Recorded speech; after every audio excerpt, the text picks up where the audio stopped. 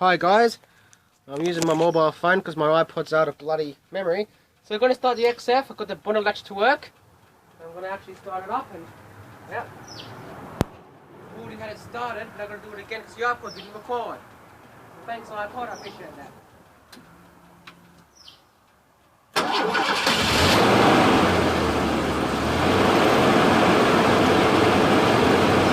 Thank you iPod. Right, Samsung saved the day. Anyway, yep, you may remember my previous video I said the bonnet latch didn't work. Well, I got it to work by getting a brand new one. Dash looks nice and cold, you don't get that in modern cars. And fuel injection is pretty rare in an XF s-pac to my knowledge. I know fuel injection was standard on the ZL Fairlane and Fairmont gear, but I don't know. Most of these were running the carbies, so I've just been out with the sponge cleaning all that water off because it was raining. There's the sponge on the bin, and I've cleaned up all the major spots. I've still got work to do. You know, I spent hours doing this, so yeah. Battery's a bit low. I've just woken up and I've already, first thing I did. As you can see, my shoes are there. I've got to get the vacuum and get rid of all that. Factory Motorcraft, well, I think it's out the market, but Motorcraft, you don't see that anymore. See, I haven't got the original tyre information sticker. Try finding that.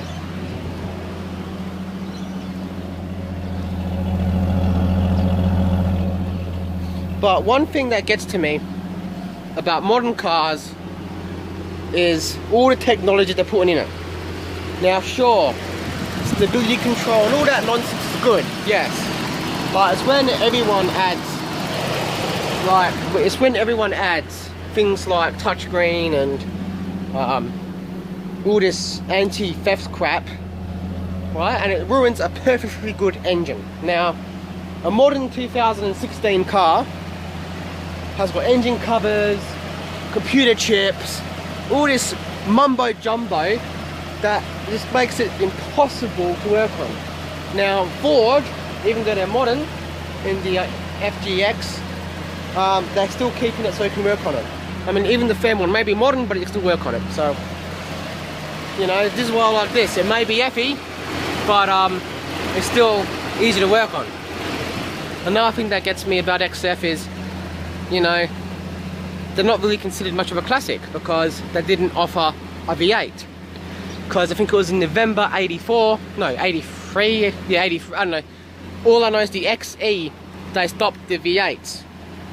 And then, so basically the XD and XE are becoming classics, especially the ESP.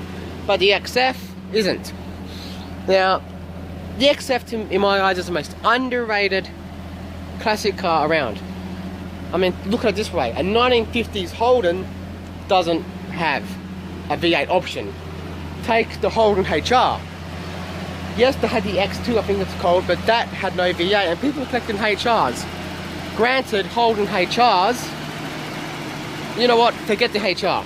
Forget the HR. Look at the horrible Commodore VLs, awful cars.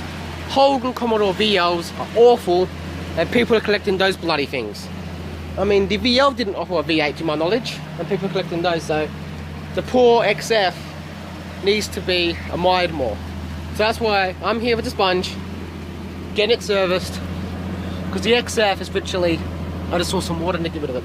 So yeah, so I'm not ranting per se, I'm just saying XFs are the best cars around in my opinion, and they make a trustworthy car.